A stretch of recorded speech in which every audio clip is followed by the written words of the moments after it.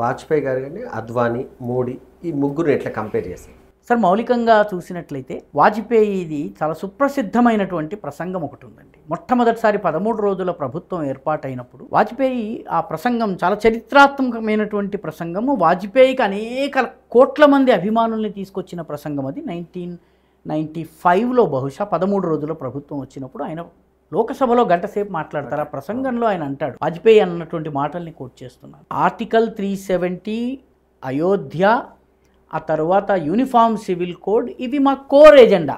మేము ప్రస్తుతము వాటిని పక్కన పెట్టాం. దీని అర్థం మేము వాటిని వదిలేయలేదు. మేము పక్కన ఎందుకు పెట్టామంటే మాకు మెజారిటీ లేదు కాబట్టి.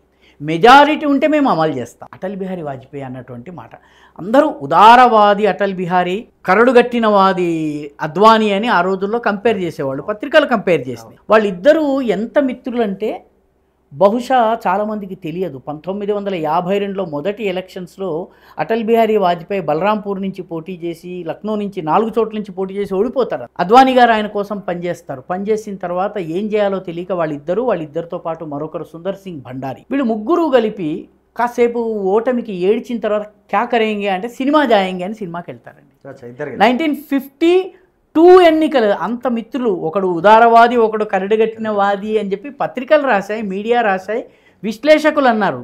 ఉదారవాదిగా బయట అనుకుంటూ ప్రచారం చేసినటువంటి అటల్ బిహారీ వాజ్పేయి అన్న మాట ఏంటంటే, మాకు పూర్తి మెజారిటీ వస్తే మేము అమలు చేస్తాం. కాబట్టి వాజ్పేయి అద్వానీ వేరని, వాజ్పేయి అద్వానీ మోదీ వేరని అనుకోవడానికి లేదు. మోదీ వచ్చేటప్పటికి బీజేపీకి సొంత బలం మీద పూర్తి మెజారిటీ ఉంది. సొంత బలం మీద పూర్తి మెజారిటీ ఉండడమే కాదు, దేశంలో ఉన్నటువంటి 29 రాష్ట్రాల్లో మెజారిటీ రాష్ట్రాల్లో అధికారం ఉంది. కేంద్రంలో అధికారం ఉన్నటువంటి పార్టీ దృఢమైన నిర్ణయాలు తీసుకోగలుగుతుంది. ఆ స్థితిలో ఉండి కూడా దృఢమైన నిర్ణయాలు తీసుకోలేదనుకుంటే బలహీన ప్రభుత్వం అవుతుంది.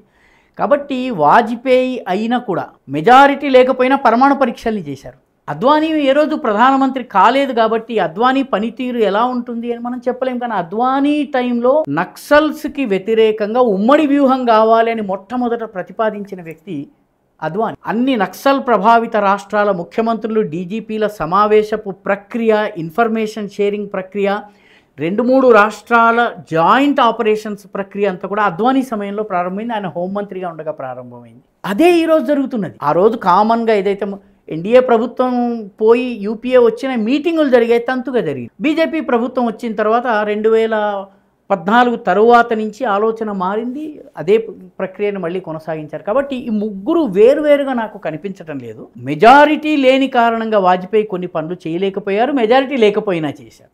ఈరోజు బీజేపీకి మెజారిటీ లేదు, అయినా కూడాను యూనిఫామ్ సివిల్ కోడ్ని తెస్తున్నారు, వక్ఫ్ చట్టాలని మారుస్తున్నారు. అదేవిధంగా ఆర్టికల్ 370 తొలగించిన తరువాత అక్కడ పంచాయతీ ఎలక్షన్స్ జరుపుతున్నారు. అదేవిధంగా ఈరోజు పాకిస్తాన్ని పెహల్గాంలో దెబ్బ కొట్టడానికి కావలసిన దృఢమైన నిర్ణయాలు తీసుకున్నారంటే ఈరోజు రాజకీయాల కేంద్ర బిందువుగా బీజేపీ మారడం వల్ల మెజారిటీ ఉన్నా లేకున్నా BJP is the centre pole of the Indian politics. కాబట్టి బీజేపీ నిర్ణయం తీసుకోగలుగుతోంది.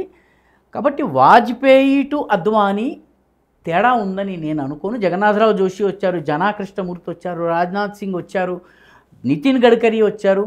చాలామంది నితిన్ గడ్కరీ టైంలో 2009 తర్వాత నితిన్ గడ్కరీ అధ్యక్షుడిగా వచ్చాడు.